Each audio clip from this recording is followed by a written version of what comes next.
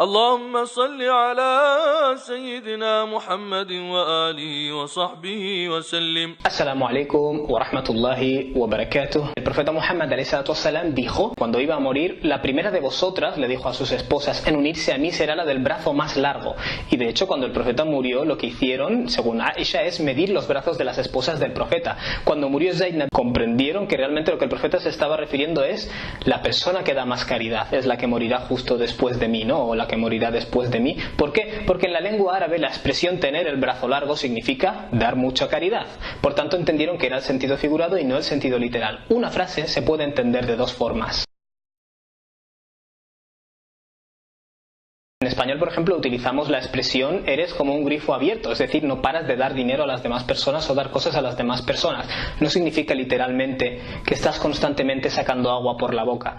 Hace risa, pero el entendimiento que tenemos muchos musulmanes de muchos textos de hadith es exactamente así de absurdo. Hay gente que viene y te dice, estos hadiths son muy antropomórficos, es decir, representan a Dios como a un ser humano. ¿Por qué? Porque hay un hadith qudsi, un hadith en el cual el profeta cita a Dios diciendo, cuando el siervo se acerca a mí un palmo, yo me acerco a él un codo. Cuando él viene a mí andando y yo voy a él corriendo. Sin embargo, muchos eruditos, como por ejemplo Ibn Qutayba, dicen, sencillamente el hadith lo que está diciendo es que si tú te apresuras a hacer las buenas acciones o a arrepentirte, Dios es más inmediato en su perdón. Y de nuevo, podemos coger ejemplos similares en el Corán en los que se utilizan imágenes mentales para que tú entiendas la magnitud de algo, imágenes que no te tienes que tomar al pie de la letra, como por ejemplo cuando Dios nos dice, لو أنزلنا هذا القرآن على جبل لرأيته خاشعا متصدعا من خشية الله. Si este Corán hubiera sido revelado o se hubiera hecho descender sobre una montaña, la verías despedazarse en humildad hacia Dios. Luego está la típica de estos hadices son completamente contrarios a la información científica. Hay un hadith donde se nos dice que la fiebre es del calor del infierno. Claramente esto es falso. La fiebre es un proceso interno del organismo, no procede del infierno. El hadith no significa que un trocito de calor haya viajado desde el infierno hasta el interior de tu cabeza. Lo que el hadith significa sencillamente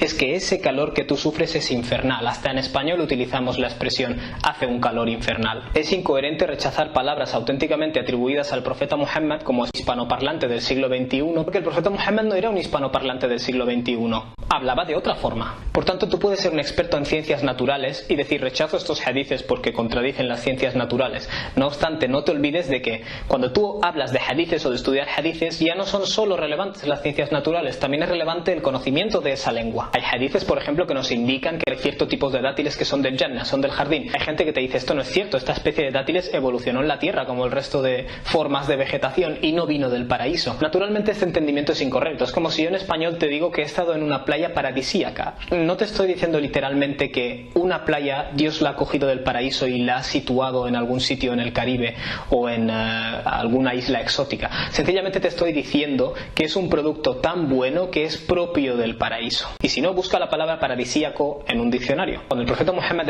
nos dice, no tenéis que desear la lucha, pero si os veis en medio de la lucha, entonces tenéis que saber que el paraíso está bajo la sombra de la espada. A alguno de nosotros se nos ocurre que literalmente todo el paraíso, cuya extensión es como los cielos y la tierra según el Corán, está debajo de la sombra de la espada, lo cual es así de fino. No, entendemos que es una forma de hablar. Cuando el profeta Muhammad le dijo a una persona que en lugar de ir a luchar debía permanecer con su madre porque el paraíso está bajo sus pies, significa eso literalmente que el paraíso estaba debajo de los pies de su madre y que cada vez que su madre va andando el paraíso se va moviendo. Otros hadices nos dicen que el Nilo y el Éufrates son ríos del jardín, o que por ejemplo el profeta Muhammad nos dice lo que hay entre mi casa y mi púlpito, el mimbar, es un rauda min riyad al-jannah, es un jardín de entre los jardines del paraíso. Estos hadices que nos ponen en las páginas web antiislámicas como absurdidades dentro de la sunna, realmente lo que deberíamos considerar absurdo es que se estén citando de esa forma por personas que no tienen ni idea de esos modos de expresión ni de ese lenguaje.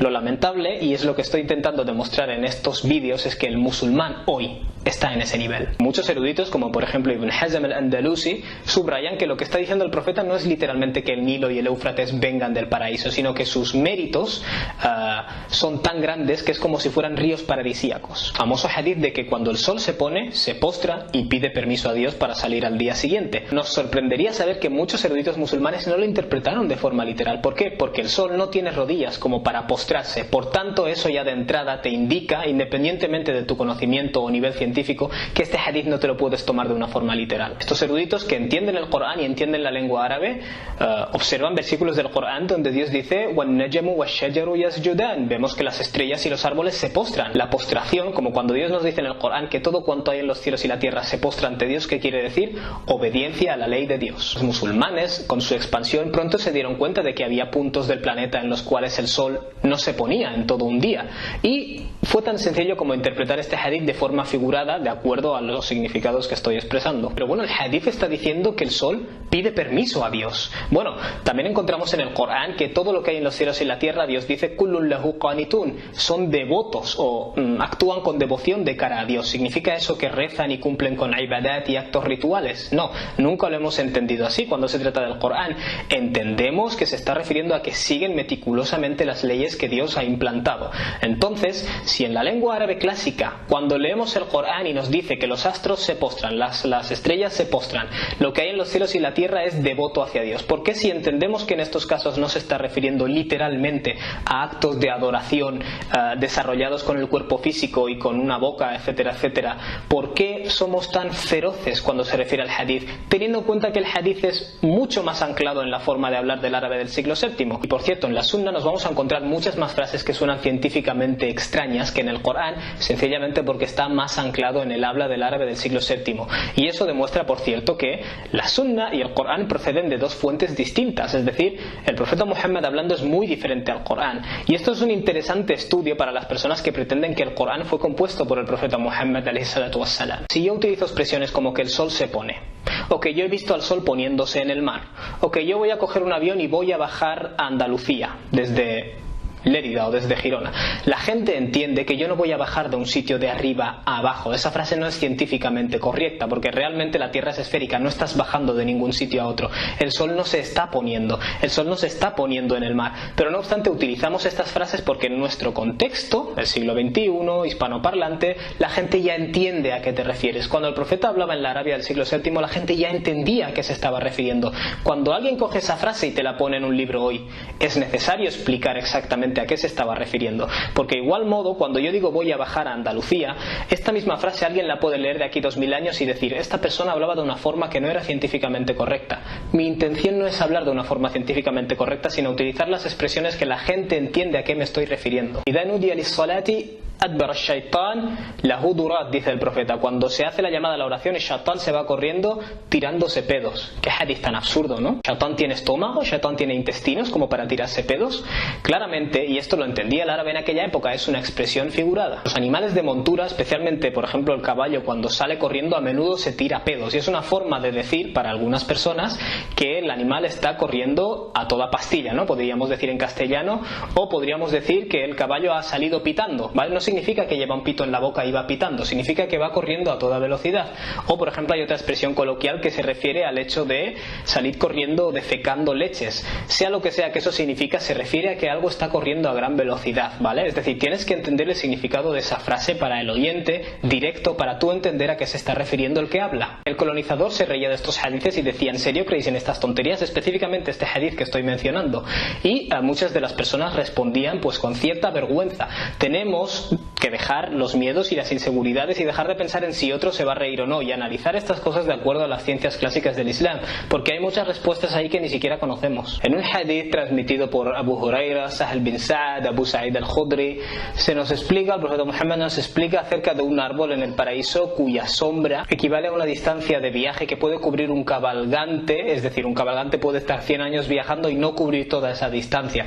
Muchas personas dicen, estos hadiths, tío, son absurdos.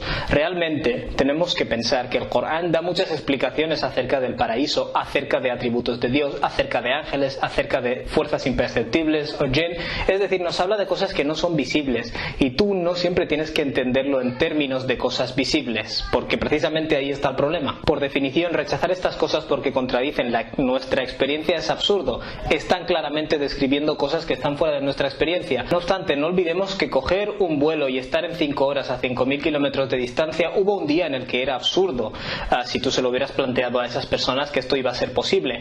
O la idea de que yo pueda estar con un aparato aquí en la mano hablando con alguien que está a 12 horas de distancia o a 12 franjas horarias de distancia, mejor dicho, hablando más o menos a tiempo real. Estas cosas hubieran parecido absurdas. El Corán nos habla sobre asuntos metafísicos que se producen en periodos que equivalen a 1000 años o 50.000 años de nuestro cómputo. Así que el tiempo no es necesariamente algo que debamos basar exclusivamente en nuestra experiencia. Nuestra experiencia del tiempo y nuestro concepto de día o de yaum se basa en la rotación de la Tierra alrededor del Sol, y además se basa en el breve tamaño o la breve duración de nuestras vidas. Si estudias, por ejemplo, la historia de la vida en la Tierra o la historia de la Tierra, o estudias cosmología, te vas a dar cuenta de que la existencia de nuestra especie, por ejemplo, es menos de una fracción de segundo en comparación al resto de la historia de la Tierra. Tenemos que tener la capacidad de pensar en grandes términos. Ibn Abbas, el compañero del profeta, dijo: no tienen nada en común el mundo y el Jannah, el jardín, el paraíso, excepto los nombres. Es decir, cuando escuches descripciones en las que se utilizan nombres, como por ejemplo cuando Dios nos dice en el Corán de que consumiremos determinadas frutas o carne en el paraíso, no pienses que es equivalente a lo que tienes en este mundo, sino que es un decir, una forma. Se está utilizando el vocabulario al que tú estás acostumbrado para hablarte de algo que está completamente fuera de tu experiencia, pero es lo más cercano que tienes para poderlo entender. Wassalamu alaikum wa rahmatullahi wa barakatuh.